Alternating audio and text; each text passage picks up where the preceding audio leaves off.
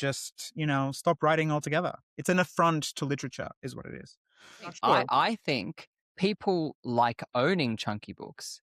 They do. I don't know that there is a large corpus of readers who say they love to read chunky books. I mean, I don't know how canceled we want to be, but it's one of those things where you could just, for what we're trying to tell in the story, we could really whittle this down to about a third.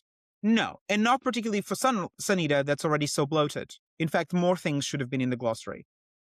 I would have been happy if half the books were glossary and then only about 350 pages were the actual story. It breaks immersion for me every single time. I don't get it. Guys, they ride dragons. That is the point. You don't have to come up with a new word that says dragon rider. Does the character suck? I'm like, okay, well, guess I'm not going to try that one with you. Anyway, we're not going to get into it, but the whole Melania, the feature film, is just something that I've never thought we would be living. Be good from the get-go or just be done. Yeah.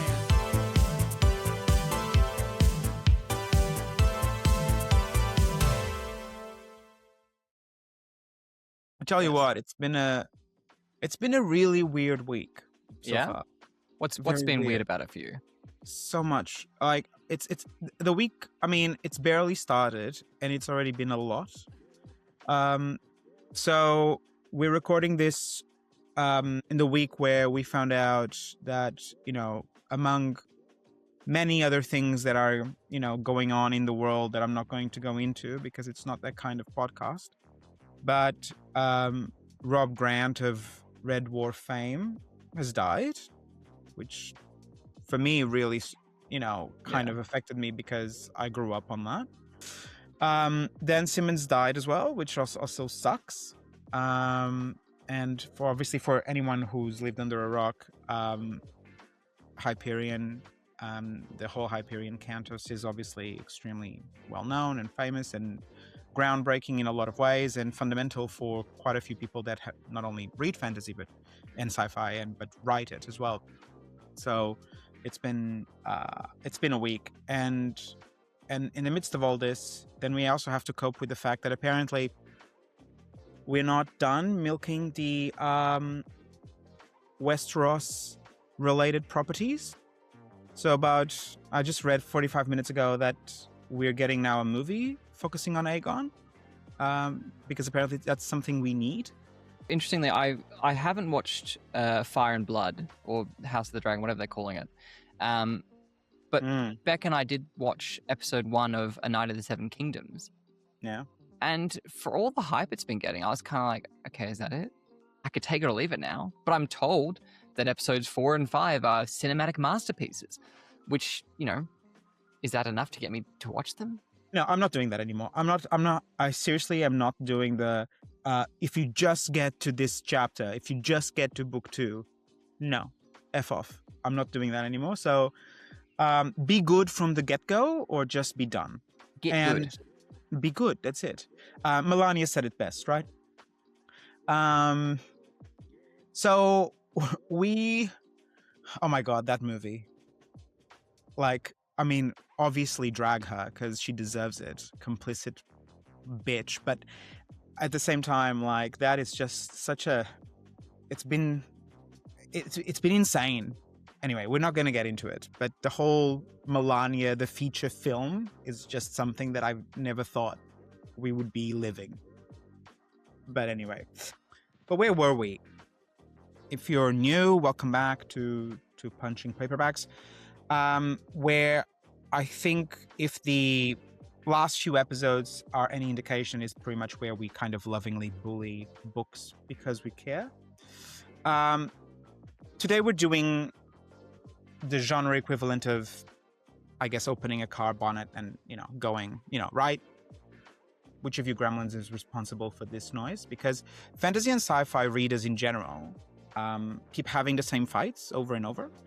And it's a bit like we're trapped in a kind of loop of all of the types of tropes that we might agree or disagree with or be tired of, or all of the systems that are implemented in different types of books, but also how world building happens. And world building is where we start today. So, when a cool setting carries a book, and when it's just the author potentially reading us his Wikipedia entry for the world. Take it away, David. So it's an interesting one.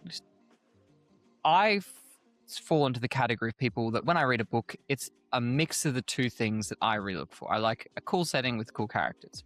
My wife will not read a book if the characters are not engaging. So there are books I've loved that I've tried to get back into, and she's like, does the character suck? I'm like, okay, well, guess I'm not going to try that one with you. And so I was thinking about this as I do think about by trying things. That one in the book. But it is funny to think that so much of what we read, regardless of whether it's science fiction or fantasy, regardless of whether it's a completely new world out there, will be tied to reality. And so it's crazy to see how people obsess about this when some of the most successful books are those which have learned to leverage that which we have in our real world and then just but the new stuff in. Versus I can't think of a single world which has attempted to create something new from scratch and has said, I'm not going to have any ties to normal reality in a way that has worked well for me. Mm-hmm. I think that it's a human nature thing. Like we don't, even Malazan Book of the Fallen, which is, an entirely new thing as many things go, still ties a lot of things down. So you have empire, like that concept of empire, the concept of language, the concept of, sword, sorcery, and armies. All that stuff is stuff we tie back to our real world, and that helps us to understand it. And then the characters sort of become living beings in a world we understand. The Gentlemen Bastards, Fantasy Verona, or Venice, or whatever. These things allow you to create a world that people can come into and enjoy with minimal additional work on you as the author's part. And I think those works are far more successful than the ones that try to differentiate or distance themselves from the real world, whether that be a historical point or a future point in the case of sci-fi. Sci-fi has the, I think, added bonus of, for the most part, they tend to take on ethnicity issues from our current world and put them in a science fiction context. So Becky Chambers with the Wayfarers series does a really great job of taking modern societal issues and put them in a science fiction world. Yeah, she does. Now then, she's done world building. She's given you, this is how the world is now, but she doesn't try and take all the things that we know and in some cases dislike, or in some cases like, about our world and make them no longer exist. So what's your main gripe here? It's not a gripe. It's more of there are two different ways of doing things.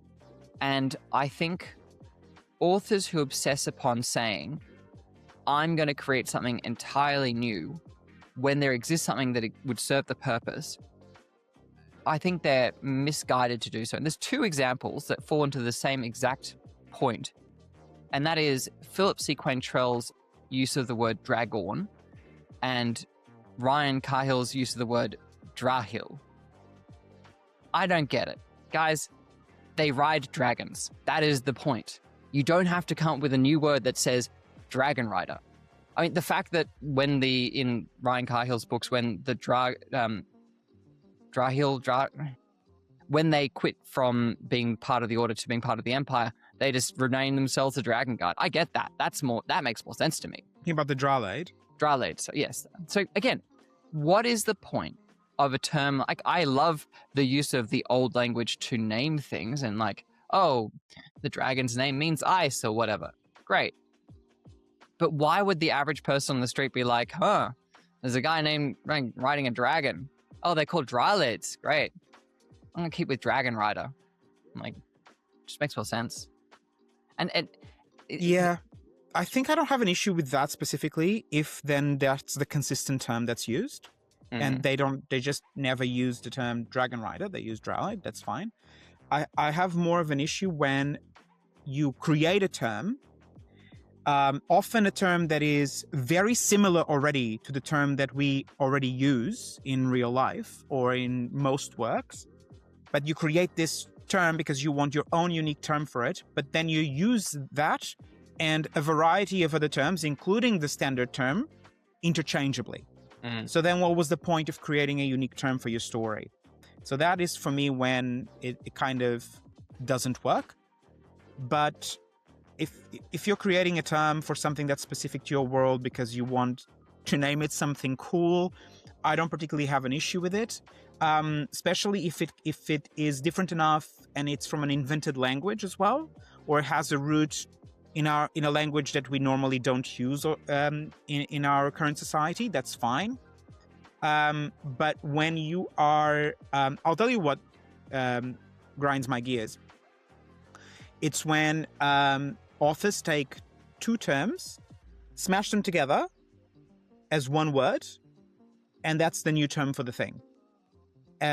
When you could just have those two words separately, or hyphenated as a compound noun or something like that. You didn't really need to invent a term that is basically two, common words put together for your science fiction scenario.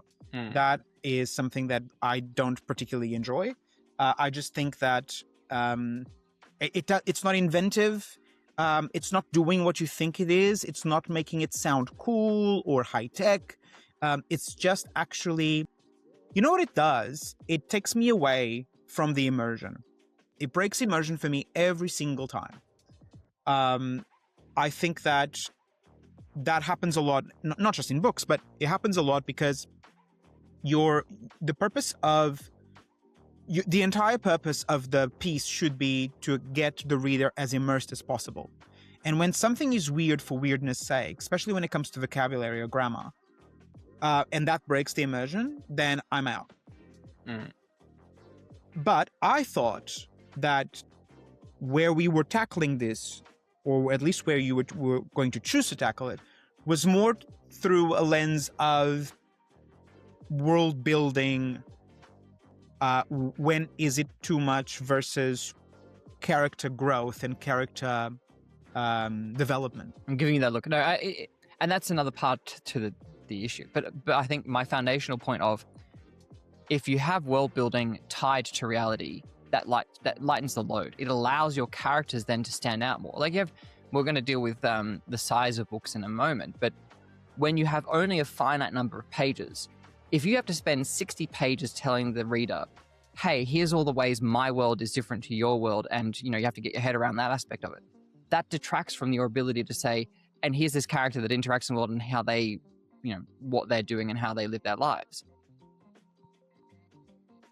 I do think they come at expense of each other. I think that's why, and it's interesting because some stories, like for example, go back to Malazan. Malazan does not hold your hand. It does not sit down and say, here is the world building. Things happen and you are witness to them, and you get it from context, which is, to my point, where it ties itself to the reality that you can understand and comprehend, and to past events which you can then process. Or you just have to read and keep figuring it out as you go. Whereas there are other books where you will get lore dumps for pages upon pages, and you'll go, okay. I mean, yes. Lord of the Rings is a classic one of this, where you have the world that's happening, but then he felt the need to go and write hundreds of pages of histories and context so you could understand it better.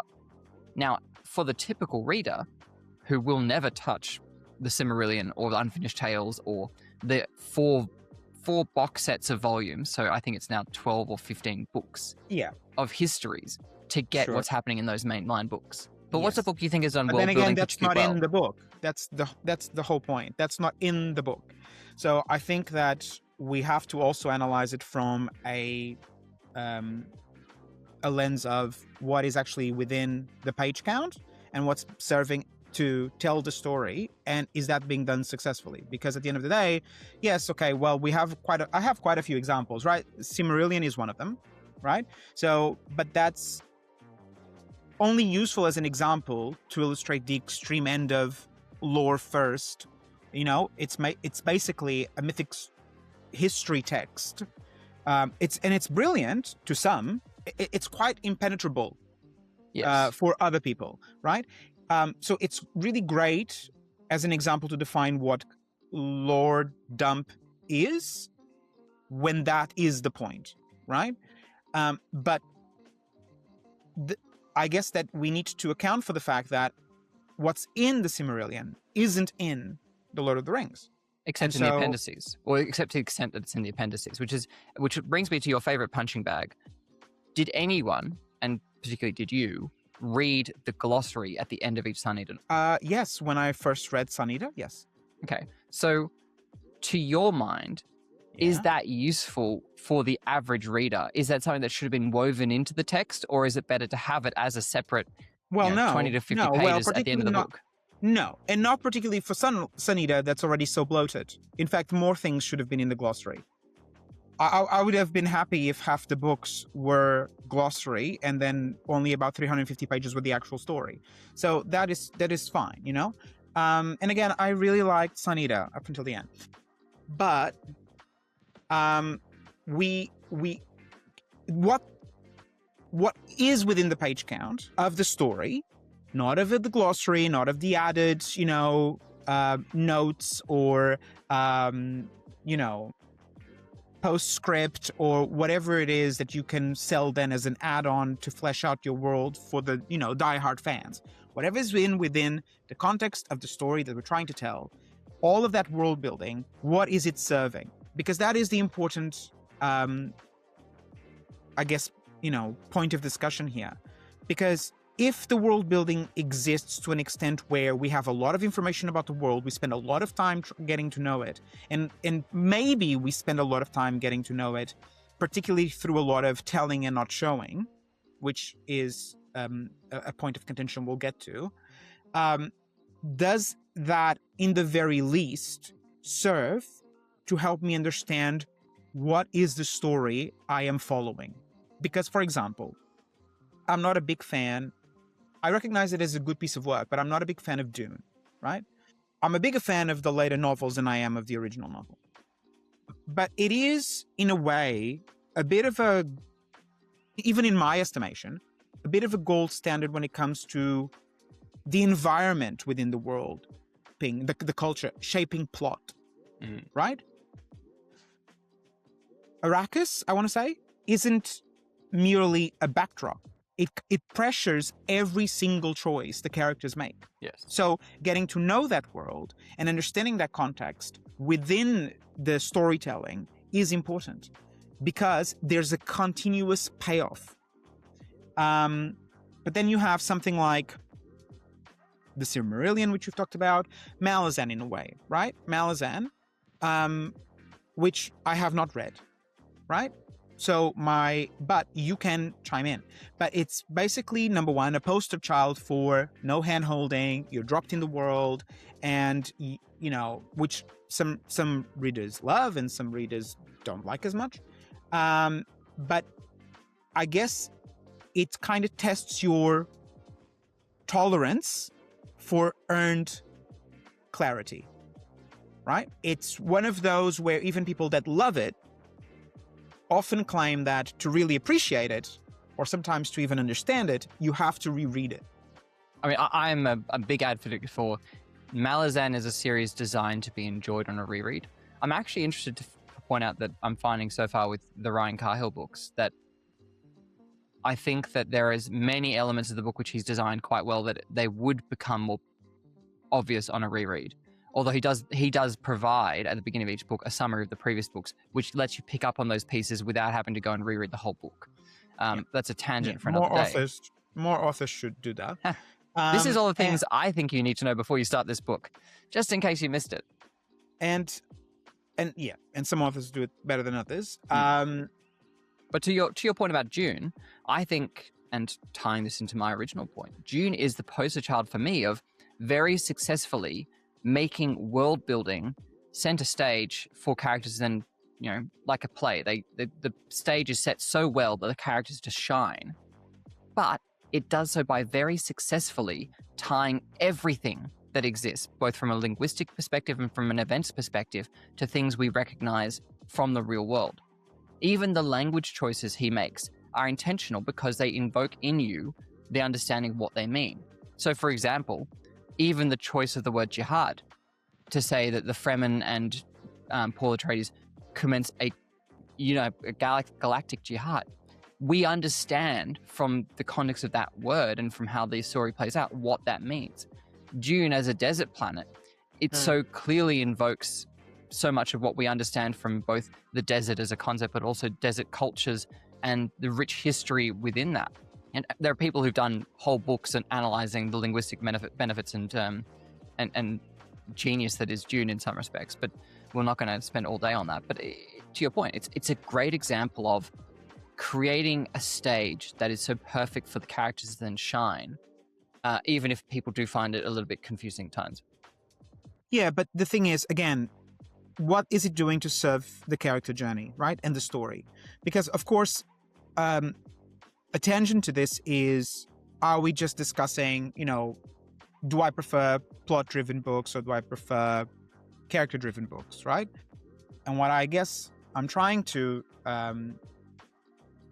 explain is that regardless of what you're trying to build, the world needs to serve the storytelling. If your world building is too much of a lore dump and it's really not actually achieving anything for me other than me getting to know the world you've imagined in your head, and only about 10 or 20% of that is actually being used to tell the story, then I don't need to know this. Then maybe what you've achieved is you've conceived of this entire world, most of which should be, in the bottom part of the iceberg, really.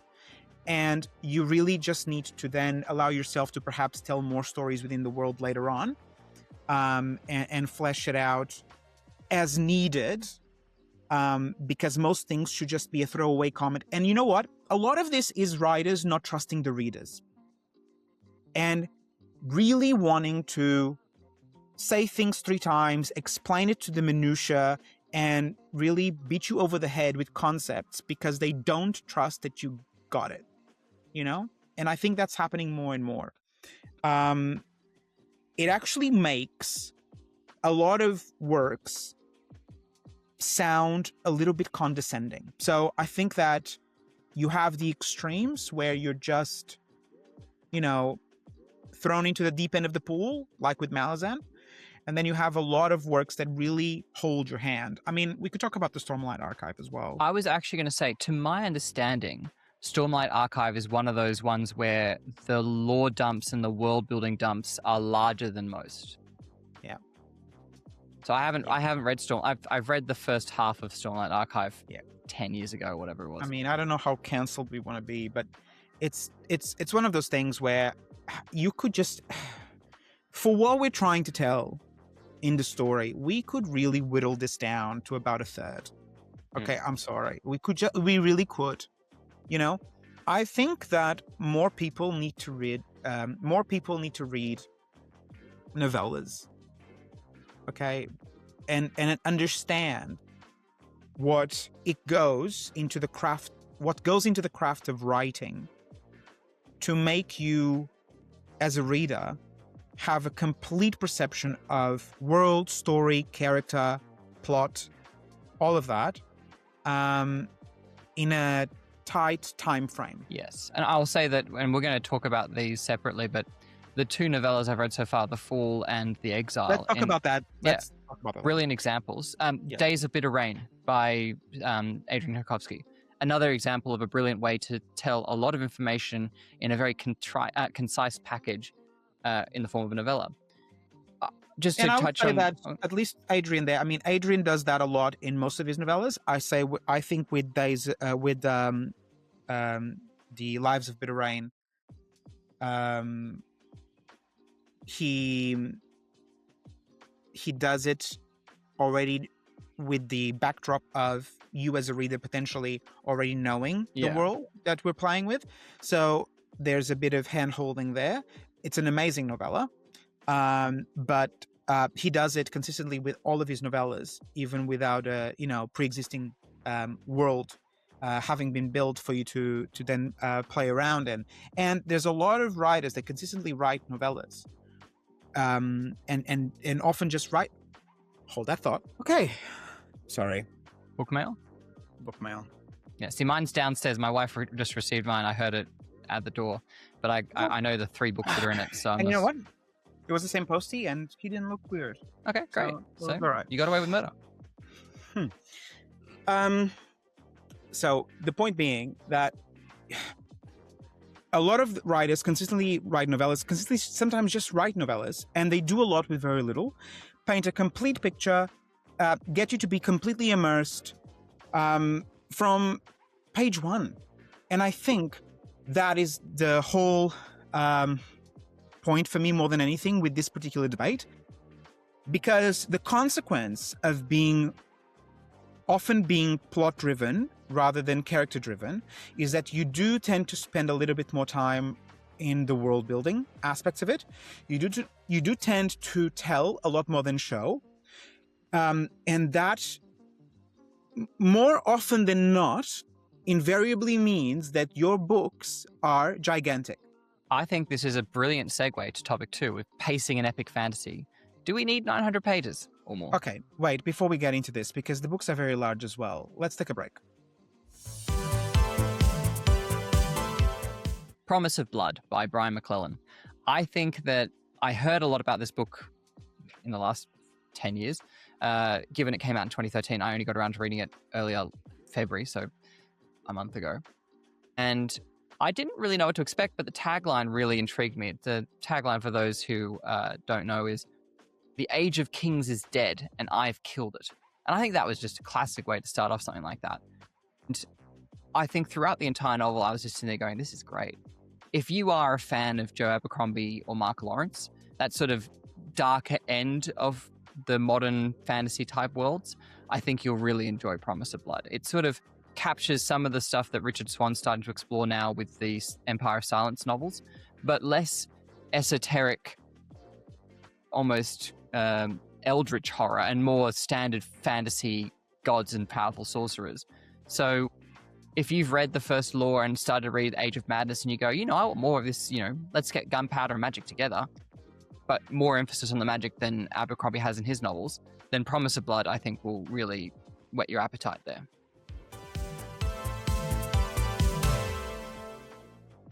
Have you read the Gunpowder Mage trilogy? By Brian Brian. McClellan. Yeah. Yeah. So I devoured the book last month, and I've already bought 2, 3 plus the following trilogy, just because I was enjoying it that much. I was like, Yes. this is going to be good for me. Yeah, he's excellent. And I think School of Sanderson, actually, in a way, but we'll cut that out. The novellas are really good. Yes, I've got them in audio. I haven't got them in physical. Yeah, novellas are really, really good. So books are very large. They tend to be very large nowadays, and a lot of it, I believe, stems from the fact that we're enabling them. It becomes very self-indulgent. That somehow you don't need that much space to tell your story. You just don't need it. And you need editors to, and a lot of it, I blame the fact that a lot of the publishers are really leaving editing to, I don't know, AI or their cousin. I don't know, but it's getting to a point where you're allowing works to come out full of like terrible choices. A lot of things that should have been caught up in story editing and line editing. I mean, the amount of typos nowadays, it's just crazy. But one thing is, you don't need quantity over quality when it comes to page count. You just don't need it.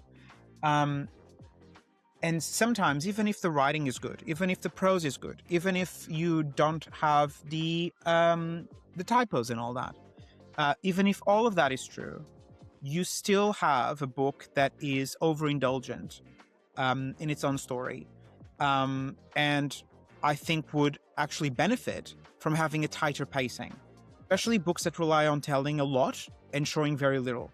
Now, have you read The Priory of the Orange Tree? No, I've got the Samantha Shannon, right? I've got those books sitting on my shelf downstairs, and I'm thinking about doing a mammoth May where I read books that are over 1,000 pages, and Priory's right up there as ones I want to read.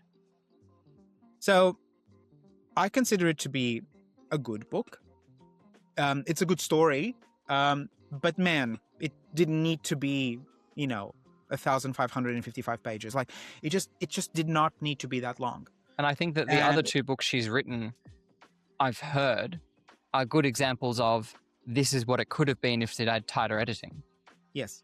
And so, but then you can't account for taste in a way, because people like what they like. And a lot of people prefer Priory to the other two books within the same I was going to say, world. Just on your earlier point, I think it is useful to distinguish between editorial failures that concern things like typos. Let's leave those to aside. Let's just say, okay, what is the role, or what should the role? Publishers certainly do. What is the role, or what should be the role of the editor in ensuring that there is not bloat? And it's become this really interesting thing the last, I think, 10, 15 years specifically, where when publishers strike gold, when they have an author that writes a book that people like, suddenly I think they're afraid to change it too much, because you don't want to, as to your point, interfere with the formula that people who like what they like. And if you are going and saying, well, look, you've written 1,500 pages, I reckon it could be 750. What if the readership doesn't agree with you? And what is the cost benefit of trying to change the artistic vision versus ensuring you have a product that is more easily consumable? Now, films seem to get a lot more headline space for this, because you'll often have, we cut an hour of footage, but it'll be in the director's cut, because the director really wanted to give you this 4-hour movie, but the producers and everyone said you had to have 3 hours for the cinema to actually show it. We are starting to see some, like editor's cut or director's cut, author's cut, what do you want to call it, of books, but it's very much in the minority. Yeah. And, you know, it's so interesting to me Films that don't always do that, because look at Project Hail Mary. I think the runtime is over 2 hours and a half, and I think it took me less time to read the book. So I don't understand it. Films can be just as overindulgent as movies, as books. Sure, but it's more the fact that there is the option to cut it all and then release it as a separate product that people will still be interested in consuming. I don't think if you said, here is my book, and 6 months later you said, oh, here's my book's the author's preferred edition, what percentage of the readership is going to go and buy that book a second time? Die-hard fans. Die-hard fans only. Whereas movies, you tend to have a lot more broader audience interest in a director's cut of a movie. But compare it to other pieces of art like sculpture or painting. Sure, but that's because, okay, finish your thought. It's about artistic vision. So we, as a consumer base, do and do not influence or interact with the artistic vision in different mediums of art, for whatever we want to call it, in ways that I think are quite interesting, because when it comes to the written word or comes to poetry and things like that, you tend to say, author knows best, let's try and leave it alone. And editor's role is more or less to try and ensure that there hasn't been typos and other things getting in there.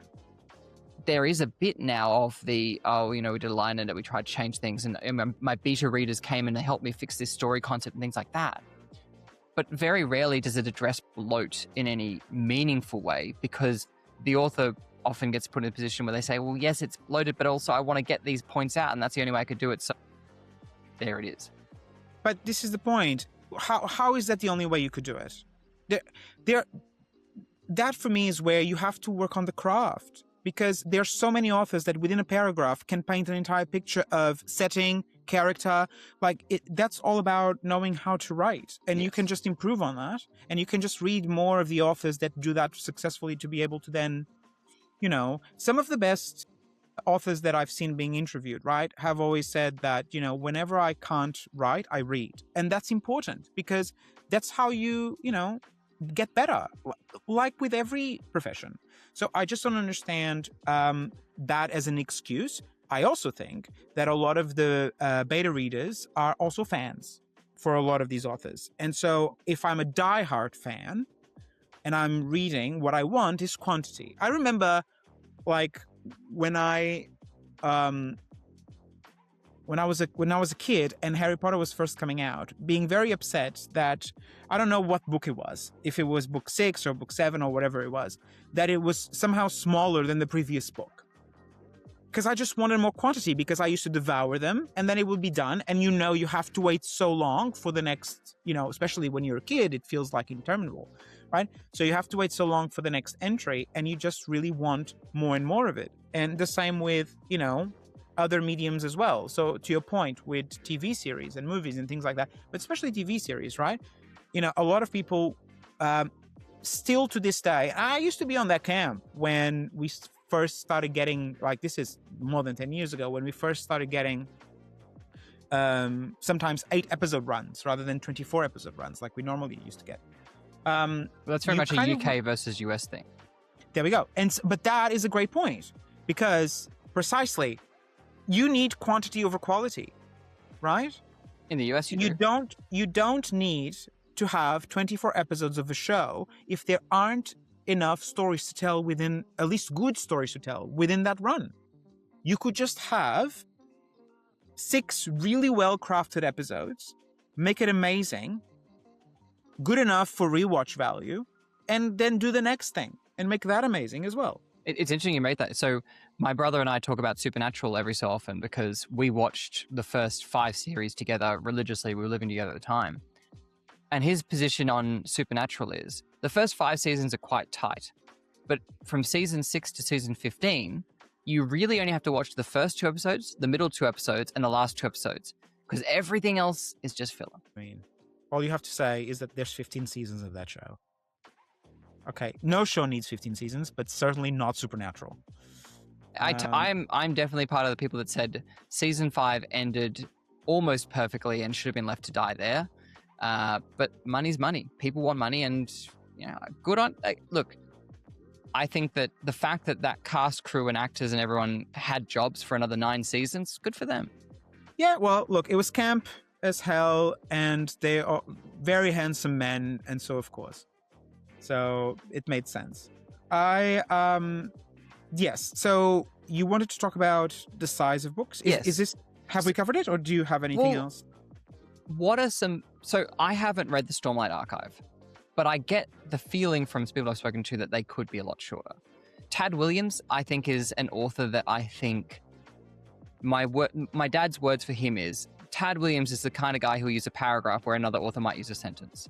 And it's true. Like, you could say that there are authors out there who are quite notorious for writing long books in circumstances where they could be shorter. And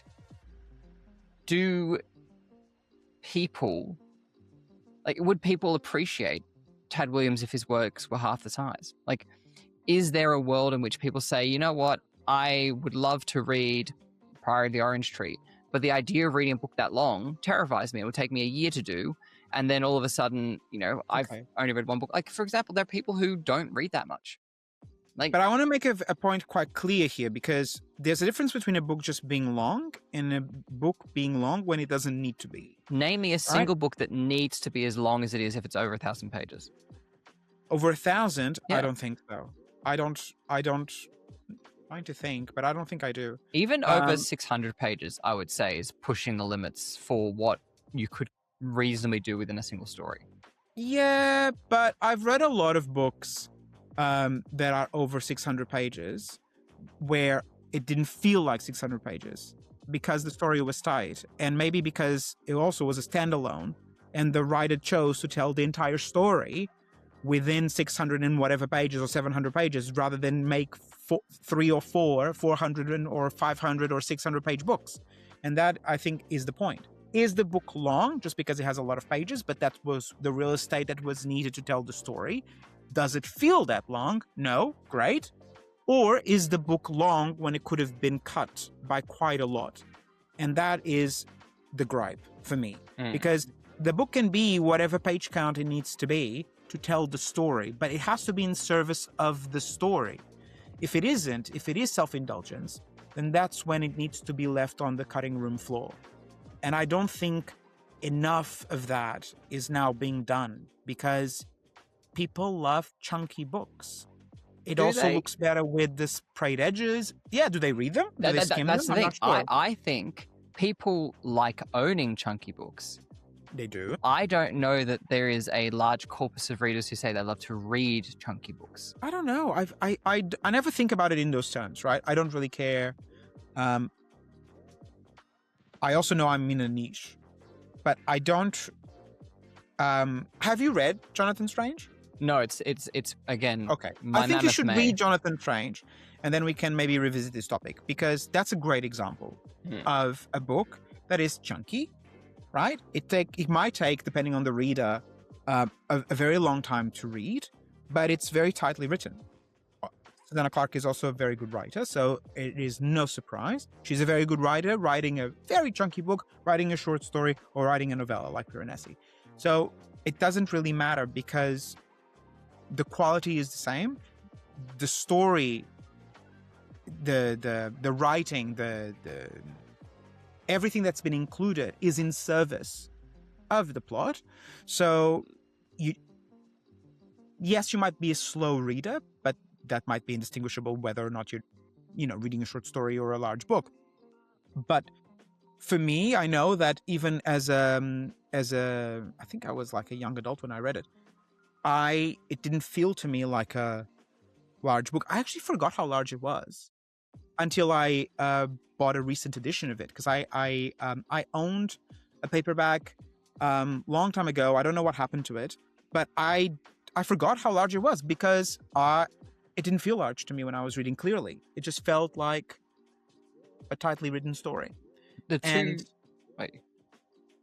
so for me, I think that is where we need to really define what the argument is, because one thing is to have a book be large because that's what's needed. Another thing is having a book that's just self-indulgent. I still think I fall on the side of, I don't think a book needs to be need being a very strong word here, not want, not could be, needs to be more than 600-700 pages. Like that, to me, you should be able to tell whatever story you want to tell in that book, you should be able to tell in those pages. And the two series I'm going to sort of call out here as being series which I think could be shorter, beyond the ones I've already mentioned by Tad Williams. Sort of Truth series.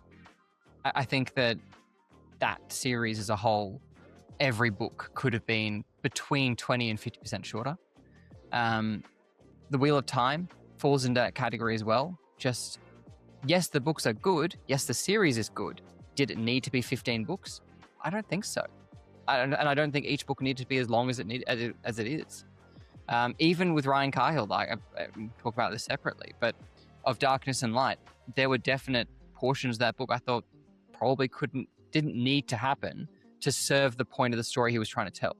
And when we talk about Of Darkness and Light next episode, we'll talk about this in more detail.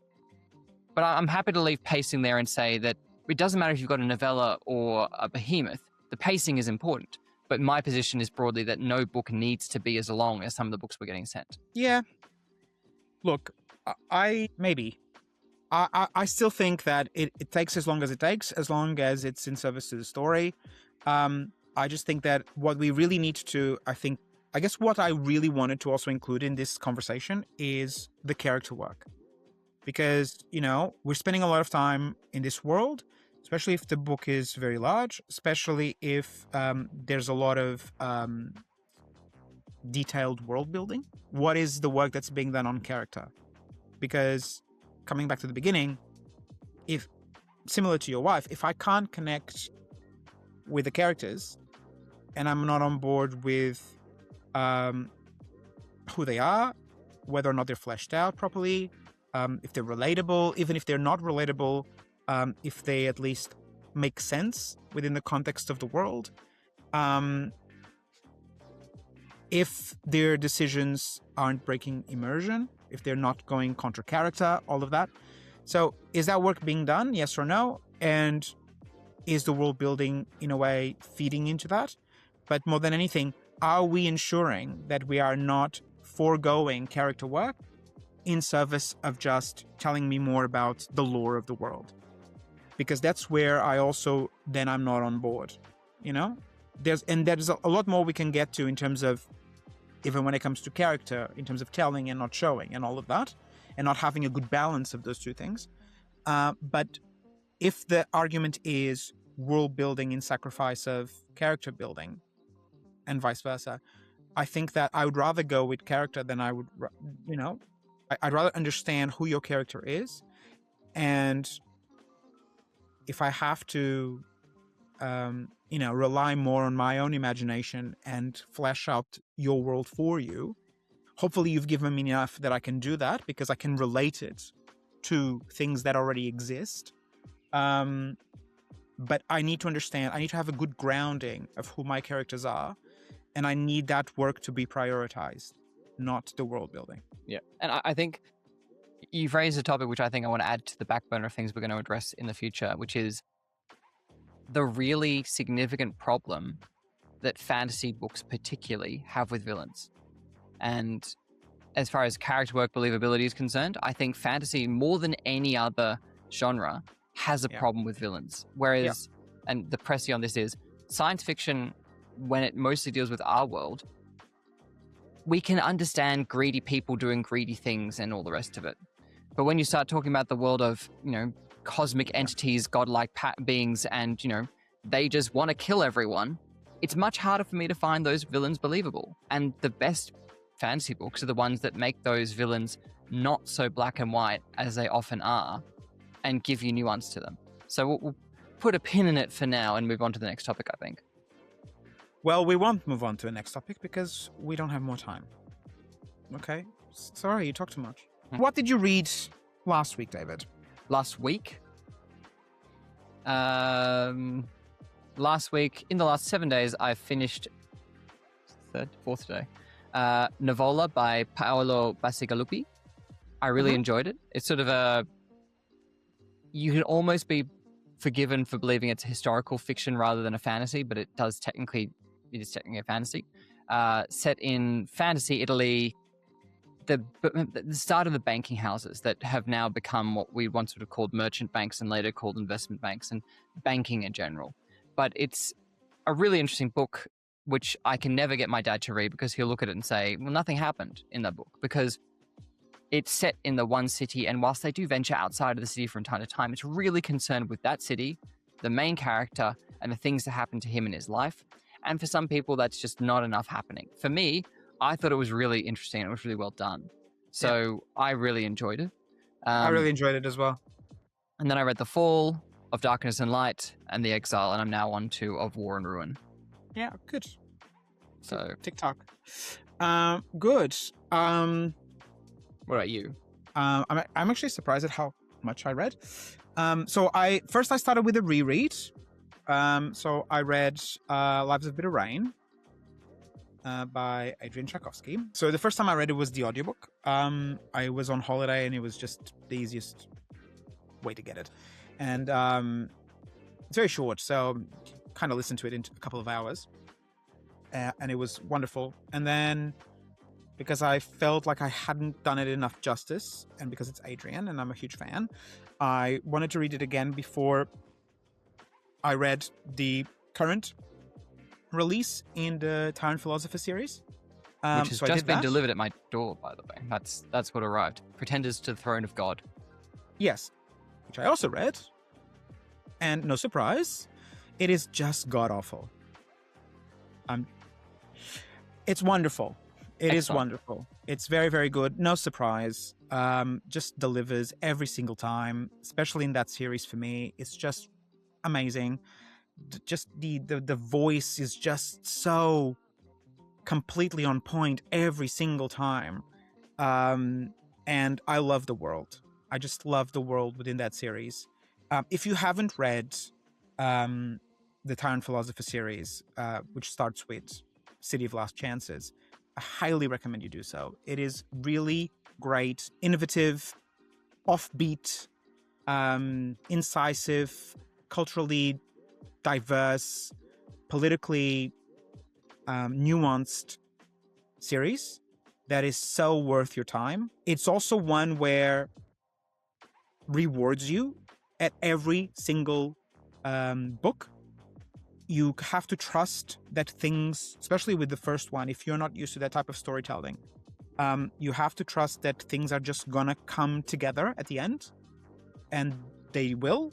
and it will be incredibly satisfying. So I highly recommend it. 5 out of 5, and they're all 5 out of 5 for me. And it's very rare that I give a 5 out of 5, but it is just, well, it's very rare that I even classify a book, but it is definitely a 5 out of 5. Then I read Nightshade and Oak by Molly O'Neill, and that was excellent. So Molly O'Neill, who wrote Green Teeth, which came out last year, I think. Anyway, Green Teeth, also amazing. Nightshade and Oak, very, very good. And I mean, highly recommend both books. She writes beautiful prose, very accessible, and I think it's a breath of fresh air within the genre, in a way. I read Still Gods by Richard Swan. You bastard. I'm so excited. That is one of my most anticipated releases this year. Right. So, do you want me to tell you about it? No. Just tell me whether you enjoyed it or not. Richard should just pack it in and just, stop writing altogether. It's an affront to literature, is what it is. It's fantastic. It's really, really good. Because I know you weren't 100% on board with Grave Empire. Yes. So, this is the problem with I guess, the weight of expectations. We've talked about it before. You like what you like, but I am a massive Richard Swan fan because I think that the Empire of the Wolf trilogy did something within the context of fantasy writing that was I don't know, fresh and interesting enough for me to think of it as quite different from everything that I was reading at the time. But the character work was fantastic, right? The world building was really good, but everything... He's actually a great example for everything we've talked about in this episode. The world building was delivered really well. Nothing felt like a lore dump. And it served the story. At every turn, the world building serves the story within that trilogy. So even though the books are not very large books, but they're, I think the biggest one is just shy of 600 pages. It doesn't feel that way. They feel like really tightly written novellas every single time. And we know that because he also knows how to write a tightly written novella. Because if you've read The Scour, which is in the same world, he delivers on that as well. So anyway, Grave Empire comes, and I just didn't bond, I guess, with the characters as much as I had with the previous characters. I just wasn't on board as much, but I gotta say, if I'm objective, it's a really good book, it's a really good story, and I really, really enjoyed it. But, you come out of having read Empire of the Wolf and, how much you love those characters and how much you like that story. Some people have felt the opposite, actually. They prefer The Great Silence so far as a story. And that's fine. But it doesn't mean that the books aren't fantastic, and they are fantastic. And I gotta say, I went into Still Gods. I don't want this video to just become now a Still Gods review, but I went into Still Gods kind of knowing that I was going to like Still Gods more than I liked Grave Empire. And I was right.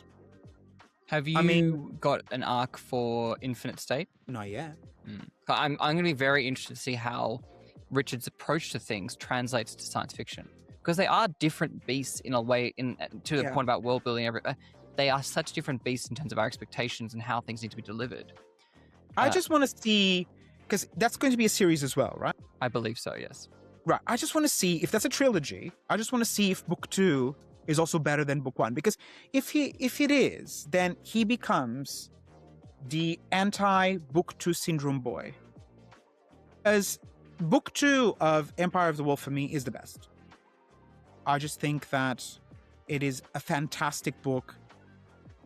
It's where everything comes together for me when it comes to the inner character work, the character relationships, the storytelling, the pacing, the stakes. Like, everything really works in that book. And I kind of thought, because you know what it felt like for me as well? When I read Grave Empire, I had the same exact feeling of when I read, God, what's the first book? Of the Justice of Kings. The Justice of Kings, thank you. They're all just there. The Justice of Kings, yes. So I felt the same. And then when I read, and so going into Steel Gods, I was thinking, This will be like Tyranny of Faith. I'll have the same. This is going to be like Tyranny of Faith, correct? And it was.